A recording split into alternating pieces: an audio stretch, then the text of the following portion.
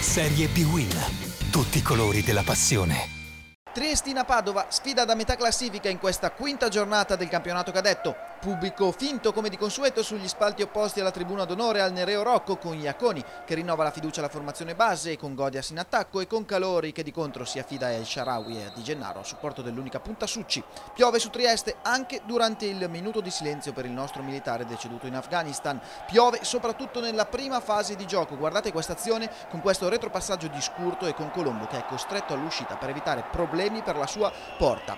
14° minuto, punizione di seconda, il destro di Godias, la grande e pronta risposta di Agliardi per un pallone che sembrava innocuo ma che in realtà stava per andare a finire sotto l'incrocio opposto della porta difesa appunto dal ex portiere del Palermo.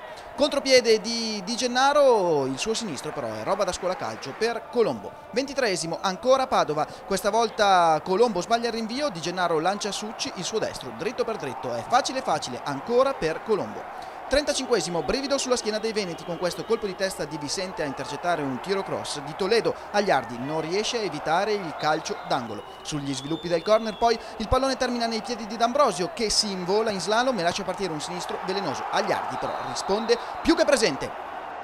Andiamo a rivedere il sinistro del numero 88 del Triestina con la pronta risposta di Agliardi. 42°, Padova pericolosissimo con questo corner dalla sinistra di El Shaarawy, la torsione in volo di Capitan Cuffa che batte sul palo a Colombo battuto. La risposta di Succi pronto per il tap-in però non arriva. Finisce il primo tempo 0-0, poche le emozioni qui al Nereo Rocco. Al 56° arriva la punizione dalla tre quarti padovana, una torre di Godias per Marchi che controlla bene ma si coordina male col pallone che si perde innocuo ancora tra le braccia di Agliardi.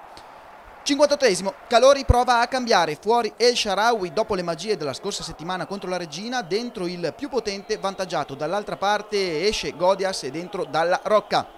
61°, attenzione a questa azione del Padova, Di Gennaro si invola sulla sinistra, scarica per Renzetti che di prima intenzione la mette al centro per Succi, è buono il controllo del numero 19 del Padova, però il suo colpo vincente non centra la porta. Andiamo a rivedere questa azione, occasionissima proprio per Succi che da pochi passi non riesce a centrare lo specchio. 64°, il cross di Toledo, la torre è di Marchi, Testini è libero sulla sinistra ma il suo colpo mancino finisce alto sopra la traversa, si dispera il capitano della Triestina. 66°, è ancora Toledo che è scatenato, vola sulla destra, il suo cross al centro, passa in mezzo a 1000 gambe, non ci arriva dalla Rocca, non ci arriva Testini, in qualche modo libera Bovo, altro brivido per il Padova che adesso rischia veramente il cappotto. Padova però che si rialza al 70°, è il contropiede con Succi che scarica sulla destra per Di Gennaro, superato Scurto in velocità, non Colombo che in uscita chiude lo specchio della porta al fantasista di scuola Milan. Occasionissima per il numero 73 padovano, andiamo a rivedere la buona uscita di Colombo.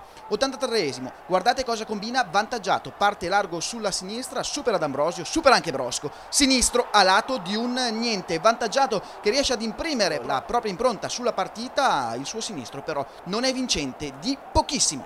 93°, ultimo brivido della gara, arriva col sinistro di Rabito che è defilato sulla sinistra, non riesce però a impensierire più di tanto Colombo che para in due tempi. Finisce 0-0 al Nereo Rocco, una gara assolutamente combattuta ma altrettanto condizionata dalle condizioni pessime del campo.